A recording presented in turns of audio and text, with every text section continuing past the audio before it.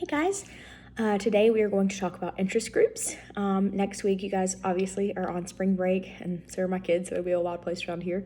And then the following week, the week of April 12th, we'll have a lecture on voting, campaigns, and elections and your fourth quiz.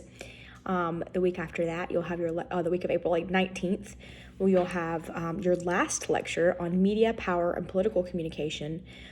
The week of April 26th is your last technical day of classes, and that'll be the day, April 26th will be the day that your essay is due, which is posted. So let me know if you have questions about that. And then May 3rd will be your final exam, or just our third exam, but it's your last exam. So we're almost done, guys. 3 more lectures and quiz 4, essay, and final exam, and that's it for the semester. I know it's been a crazy semester, but I sure have enjoyed you guys hanging in with me. All right, so today we'll talk about interest groups. Hopefully not too long of a lecture. I know last week's got a little bit lengthy. All right. So in the book, it starts out talking about Harry and Louise killing healthcare reform in 1994. Obama really wanted to make sure this didn't happen again when he worked on Obamacare when he was president. There was a commercial in 1994 featuring a worried couple, Harry and Louise, discussing their fears over government-run healthcare and an apprehensive public that was easily persuaded that a government involvement in healthcare would mean they would lose their freedom about what doctor to see. Or what care to receive, because it would fit into this pre-existing narrative about the dangers of big government. Bill Clinton really failed to counter this effectively, and the healthcare industry scored a major victory. Healthcare reform was dead for at least the next 16 years. So Obama wanted to heed these lessons. The lessons learned were to, 1, get Congress involved from the start, and 2, to do something to bring relevant interest groups to the table.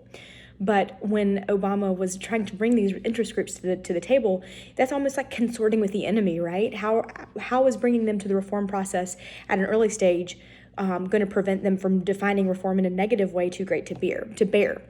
Kind of a tough question.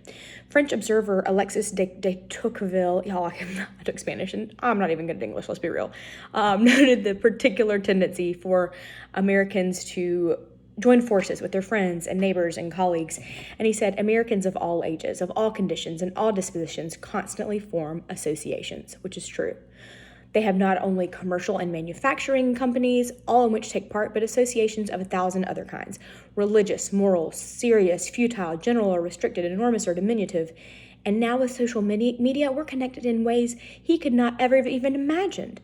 They didn't specifically refer to factions, but Madison had already noted American propensity to form political associations. The factions that he was talking about are a group of citizens united by some common interest or passion and opposed to the rights of the other citizens or the interest of the whole community. Madison feared that factions would weaken and destabilize a republic, but he also believed, as he argued in Federalist Number 10, that a large republic could contain the effects of factions by making it hard for potential members to find one another, and by providing for so many potential political groups that if they did find each other and organize, their very members would cancel each other out. Modern scientists call factions interest groups, which are organizations of individuals who share a common political goal and unite for the purpose of influencing government decisions. Parties seek to influence government policy, but they also do so by sponsoring candidates in elections and running governments. Political scientists don't believe that all interest groups are opposed to the broad interests in the way that Madison thought they were. Instead, they hold that interest groups can play an important role in our democracy, ensuring the views of organized interests are heard in the governing process. Interest groups play a central role in the pluralist theory of democracy, which argues that democracy is enhanced when citizens' interests are represented through group membership. The group interaction ensures that members' interests are being represented, but also that no group can become too powerful. Interest groups have always existed, but they weren't this major force until the beginning of the 20th century, when progressive reformers started opening up political process to the people. Political parties were weakened, interest groups correspondingly strengthened. By the 1960s, D.C. was full of interest group activity as the federal government continued to expand its New Deal and Great Society programs. This has continued still. Interest groups accelerated after 1971 when the Federal Election Campaign Act was passed in an effort to curb campaign spending abuses. They sought to regulate the amount of money an interest group could give to candidates for federal office. The law provided for political action committees, PACs, to serve as fundraisers for these interest groups. PACs, political action committees, these are fundraising arms of interest groups. They're limited in how much they can donate to candidates, but there are loopholes that allowed them to get around some of these restrictions. Super PACs, which are special PACs that can spend unlimited amounts of money on a candidate's behalf, but are not allowed to coordinate their efforts with those of the candidate's campaign, also exist. Many PACs are creatures of interest groups. Some of them are independent and act as interest groups in their own right, though, and PACs have become extremely powerful players in American politics. They typically contribute a substantial portion of a candidate's campaign funds, but just how much money a campaign should be supplied by outside groups and to what extent it obligates candidates to do the group's bidding has become an issue, and it became an issue in 2016. Madison would probably roll over in his grave with the explosion of interest group activity today. He thought he'd secured a republic against the mischiefs of faction. He could not have imagined a world where mass transportation and communication systems that we have would shrink the size of this large republic he believed would isolate groups. Critics argue that interest groups have too much power and that they unduly influence officials who want their financial support, that they don't effectively represent the interest groups that don't organize, the poor, the homeless, the young, and that they clog up the vital arteries of American democracy that leads to gridlock and stagnation. Supporters echo Madison's pluralist hopes that group politics can preserve political stability by containing and regulating conflict and by providing checks on any one group's power. They argue that interest groups have a positive role to play in the democratic process. So the formation of interest groups, they play a significant role in determining who gets what in American politics. Most of us know of public problems that we think should be addressed, right? Of potholes that need filling, streets that are too dark at night, tuition is too high, etc. But rarely do we act together to solve a problem. We don't usually organize a group, and we sometimes don't even join one. This is a collective action problem. This is the difficulty in getting people to work together to achieve a common goal when the solution is costly and not one individual has the incentive to use the resources to make it happen. Collective action problems usually involve a collective good, which is a good or service that by its very nature cannot be denied to anyone who wants to consume it. Safe roads, public safety, better education, sustainability of the planet. These are collective goods that once produced can be enjoyed by everyone. It's difficult to persuade people to join groups because they are going to reap the benefits anyway. Free riders are people who refuse to spend the time or money or effort to join the collective solution because they can reap the benefits whether they join or not. You think about you're having to do a group project and maybe you are the one who does all the work and there's a free rider who is just kind of along for the ride, something kind of like that, right? The larger number of people involved, the more this holds true, because each will have trouble seeing that his or her efforts are actually making a difference. The common problem or threat. Most interest groups are organized around shared interests, but many people who share interests don't ever come together at all. A key triggering mechanism for formation of a group is a disturbance in the political or social or economic environment that threatens the members of a group, that alerts a group's members that they need to organize to protect their interests through political action. And the formation of one group often triggers the formation of a group on the opposite side. Some groups form more easily even without external threat. The resources available seem to be key. There are more money means better websites, social networking campaigns, publicity, legal assistance, professional lobbying that helps get the message to DC. Those with greater resources also tend to understand the political process and have the confidence to express their views. They appreciate the value of organizing. Effective and charismatic leaders can help spur the formation of an interest group. An interest group entrepreneur sometimes is crucial to a group's organization, so no matter their resources. These folks shoulder much of the initial burden and the cost of organizing the group they can convince that others that joining the group would be successful. So for instance, Ralph Nader founded a number of consumer interest groups. Candy Lightner, who founded Mothers Against Drunk Driving. Folks like that. You have these really charismatic leaders. Groups frequently also use something called selective incentives to induce people to join a group. These are benefits that are only available to group members as an inducement to get them to join, right? These can include material benefits, solidary benefits, and expressive benefits. Material benefits are selective incentives in the form of tangible rewards. So like you join a group and you're going to get a monthly magazine sent to you about something that is important. That's a material benefit. A solidary benefit, these are selective incentives in the form of tangible rewards, of intangible rewards. So, for example, some people may find politics enjoyable and the social interaction satisfactory, and that may be a strong motivating force. Maybe you get to go to a chapter meeting, and that's something that's exciting to you. You get to go on a lobbying trip to DC, the significant point here is that interest groups provide the venue through which the friendships are made and the social interactions occur. And then expressive benefits. These are selective incentives that can derive from the opportunity to express values and beliefs that can be that you're committed to a greater cause. These are the rewards that come from doing something you strongly believe in, from affiliating yourself with a purpose to which you are deeply committed. Essentially just from the expression of your values and interests, like the national right to life. They are believe passionately in making abortions illegal. Their membership in the group is a way of expressing their views and ideas. Some of the roles of interest groups. Interest groups are integral, but they a curse on the system the way that Madison thought? They play important roles in political representation, participation, education, agenda building, provision of program alternatives, and program monitoring. It's possible that the most important thing about you is not where you live, but congressional representation pretty much sticks to our interests as they are related to home. Interest groups help represent member views to DC. Lobbying. This is interest group activities aimed at persuading policymakers to support the group's position. That's what I do, guys. It brings the central activity of interest groups and encompasses a variety of ways of bringing political pressure to bear on government.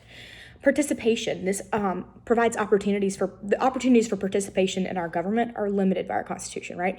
So interest groups provide an avenue for citizen participation in politics that goes beyond voting. Sometimes individual political action seems futile, so channeling efforts through a group can be more effective.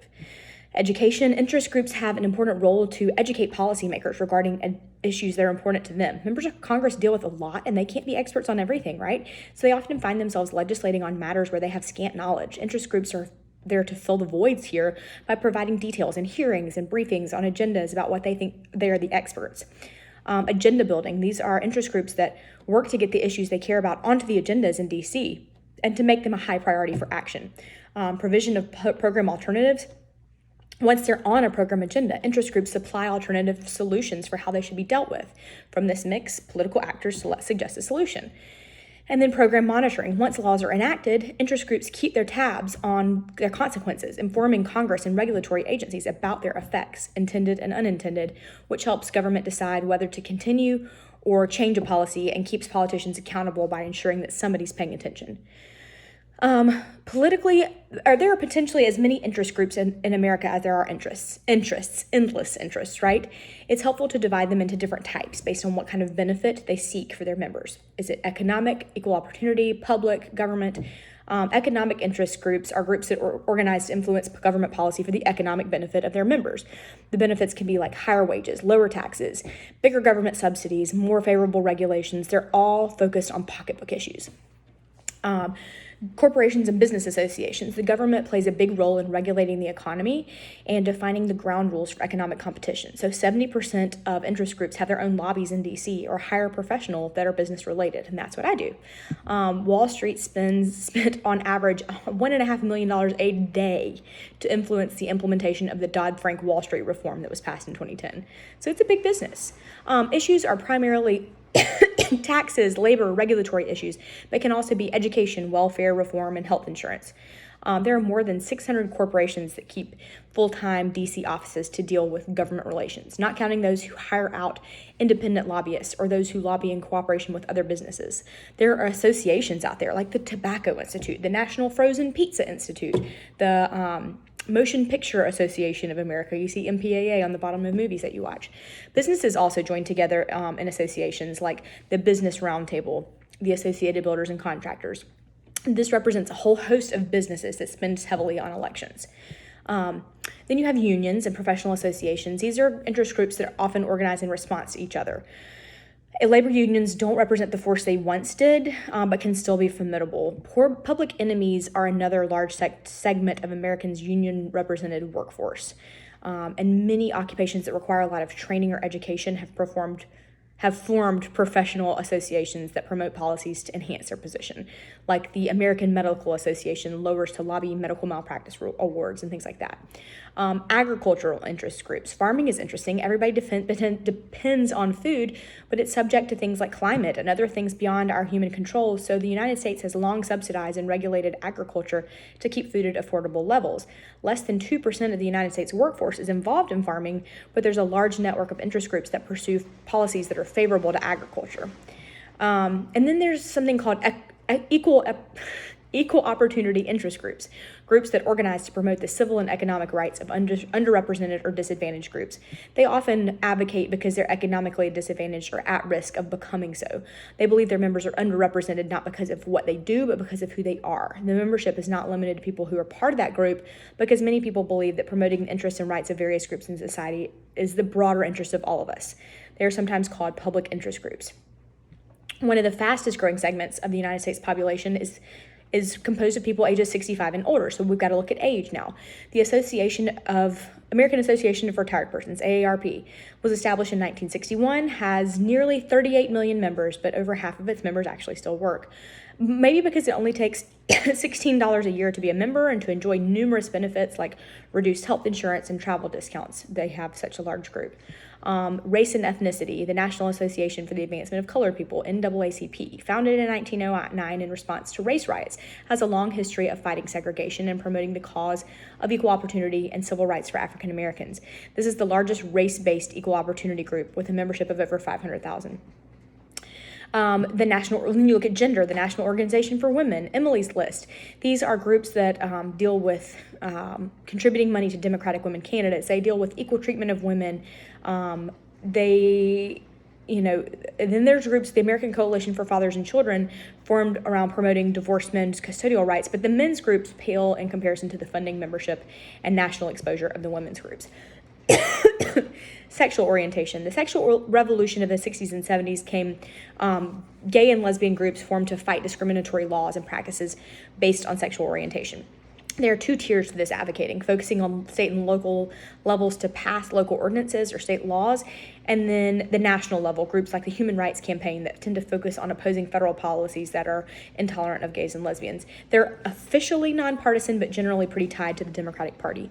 Public interest groups. These are groups that organize to influence the government to produce collective goods or services that benefit the general public. Like the benefits of clean air are available to all, not just the members of the group who fought for them.